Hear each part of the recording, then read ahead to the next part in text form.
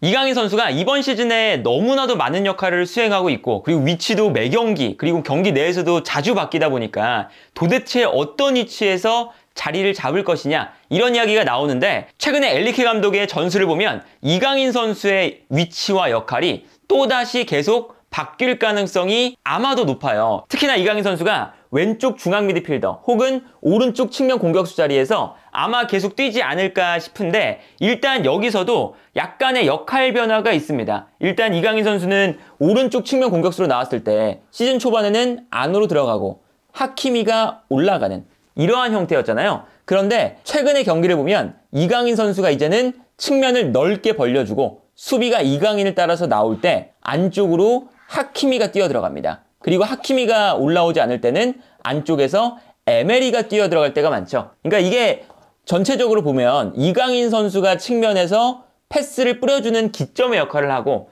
침투에 들어간 하키미나 에메리, 이 선수들의 움직임을 활용해서 상대의 수비 라인의 공간을 활용한다.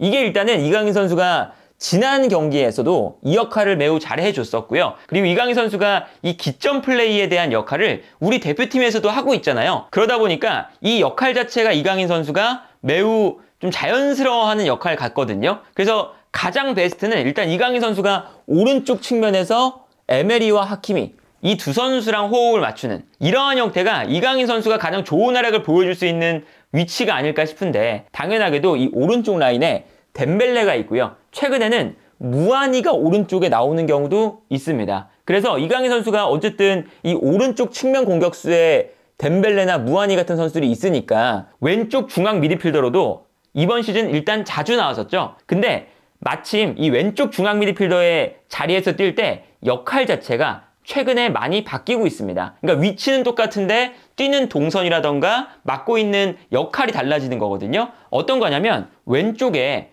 바르콜라가 선발로 출전하기 시작했어요. 그리고 심지어 바르콜라가 잘해주고 있습니다. 그러다 보니까 왼쪽에 바르콜라, 오른쪽에 뭐 무안이나 덴벨레 이런 선수들이 나오고, 음바페를 시즌 초반에는 측면에 뒀지만 점점 더 가운데로 두면서 원톱으로 기용하고 있어요. 그 이유는 뭐냐면, 음바페가 왼쪽에 나왔을 때는 음바페가 중앙으로 들어갈 때 자연스럽게 이강인 선수가 측면으로 빠져줬습니다. 그런데 이렇게 되면 미드필더가 2명만 남게 되죠. 근데 에메리는 공격적으로 올라가다 보니까 늘상 말씀드리지만 파리 생제르맹은 밸런스가 안 좋아요. 이러한 밸런스가 안 좋다는 게, 음바페가 측면이지만 중앙으로 가고 이때 연쇄적으로 이동하면서 중원의 밸런스가 안 좋아지는 거거든요. 그러니까 엘리케 감독이 최근에 이제 수를 쓴 것이, 무아니가 원래 9번 공격수인데 그냥 무아니를 측면에 두면서까지 음바페를 원톱으로 쓰고 있습니다. 그러면서 바르콜라가 왼쪽에 나오니까 바르콜라는 중앙으로 들어가는 유형이 아니라 이 선수가 마치 덴벨레처럼 측면을 넓게 쓰는 역할이거든요. 그리고 당연하게도 좀 어린 선수고 이제 뭐 음바페처럼 수비적인 가담을 아예 면제받는 그런 선수가 아니다 보니까 바르콜라가 수비도 많이 내려와요. 그래서 이 측면 공간을 바르콜라가 움직여주면 이강인 입장에서는 측면으로 빠져나갈 이유가 없어지는 거죠. 그래서 이제 파리 생제르맹은 3명의 미드필더 라인에서 이 앞쪽에 있는 2명의 선수가 그대로 자리를 지키고 3명의 미드필더가 중원에 위치하면서 밸런스가 잡히는 이러한 형태로 경기를 운영할 가능성이 높거든요. 그러면 이강인 선수가 여기서는 어떤 역할을 맡게 되냐? 당연하게도 연결고리의 역할, 특히나 후방 빌드업 상황에서 더 많이 내려와서 풀어주는 역할도 맡아야 됩니다. 그리고 올라갔을 때는 왼쪽 하프 스페이스에서 볼을 받은 다음에 뛰어들어가는 바르콜라 혹은 음바페, 이 선수들에게 볼을 공급하는 역할까지 같이 수행을 해야 되겠죠. 어쨌든 이강인 선수가 측면으로 빠지는 역할도 잘해주는 선수고, 마요르카에서는 이 역할로 사실 라리가에서 가장 뛰어난 미드필더 중에 한 명이었잖아요. 그런데 이렇게 이강인 선수가 측면에서 빠지게 되면 중앙 지역에서의 영향력이 줄어든다는 아쉬움이 있었는데, 이제 그러한 아쉬움은 중앙 지역에 있을 때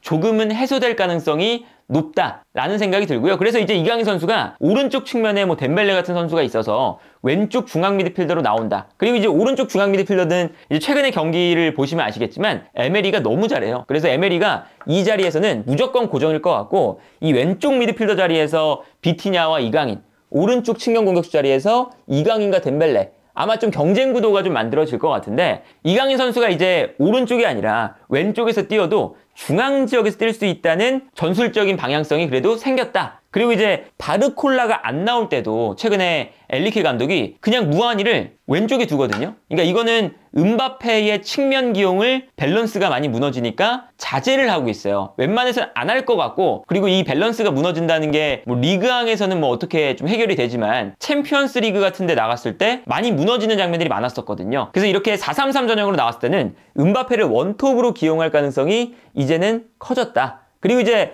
중앙 미드필더 라인에서 비티냐를 수비형 미드필더로 기용하는 경기도 지난 경기에 있었죠. 이제 그거는 어떤 거냐면 우가르테가 나왔을 때 엔리케 감독이 가장 중요하게 생각하는 후방에서의 탈압박, 빌드업 이런 게 너무 안 돼요. 그러다 보니까 비티냐를 그냥 내세워서, 비티냐가 뭐 다재다능한 선수다 보니까 중미, 공미, 측면 이 선수도 다 되는 선수거든요. 수비형 미드필더까지 보면서 후방에서의 탈압박과 안정적인 볼 공급, 이걸 이제 비티냐가 맡게 되는 건데, 이렇게 되면 비티냐, 에메리, 이강인 자연스럽게 이 세 명의 선수가 고정적으로 주전 미드필더 라인을 이제 맡게 되는 그러한 형태로 좀 이어지지 않을까 싶고요. 근데 여기서 이제 하나 문제는 비티냐가 수비형 미드필더로 기용이 되면 나폴리의 로보트카 같은 역할이 되는 거거든요. 수비적으로나 아니면 피지컬적으로는 뛰어난 선수가 아니지만 후방에서 좀 탈압박과 플레이메이킹에 뛰어난 선수. 그러다 보니까 이 앞 공간을 도와주는 선수들이 좀 많아야 되겠죠. 그래서 에메리도 보면 최근에 많이 내려가서 플레이할 때가 많고요.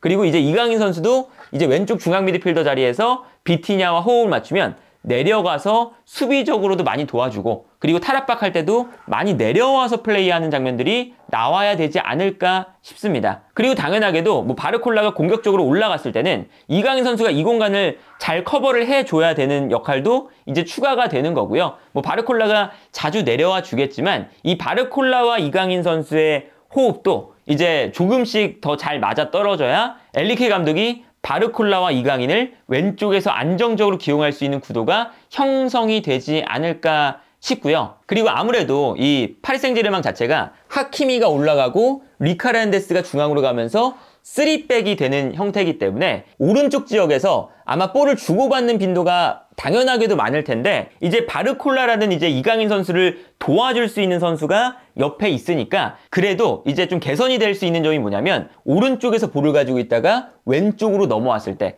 혹은 뭐 바르콜라가 볼을 잡거나 이강인이 볼을 잡았을 때 그래도 이 두 선수가 볼을 주고받으면서 이 상대 수비가 한쪽으로 쏠렸을 때 넓은 공간을 콤비네이션 플레이로 활용할 수가 있다. 이게 이제 조금 더 좋아진 측면도 있거든요. 음바페가 나왔을 때는 음바페가 안쪽으로 들어가 보니까 이강인 선수가 고립되는 장면이 있었는데, 이제는 바르콜라와 이강인이 호흡을 맞추면서 그래도 이강인 선수의 고립도 많이 줄어들 것으로 예상이 된다. 그래서 이제 이강인 선수의 이제 위치 자체는 오른쪽 측면이나 왼쪽 중앙, 여기로 이제 아마 좀 고정적으로 활용이 되지 않을까 싶은데, 여기서의 역할이 시즌 초반과는 이제 달라지는 역할이다 보니까 이강인 선수가 파리 생제르맹에서 너무 역할도 매번 달라지고 포지션도 매번 달라져서 이제 약간 전술적으로 녹아드는데 어려움이 있는 것도 사실이에요. 그런데 엔리케 감독이 이렇게 본인의 전술을 조금씩 잡아나가는 과정에서 어쨌든 전술 자체는 완성이 될 수가 있으니까 이강인 선수가 조금 더 파리 생제르맹에서 자리를 잡고 연속성을 가지는 역할을 맡을 수 있지 않을까 싶네요.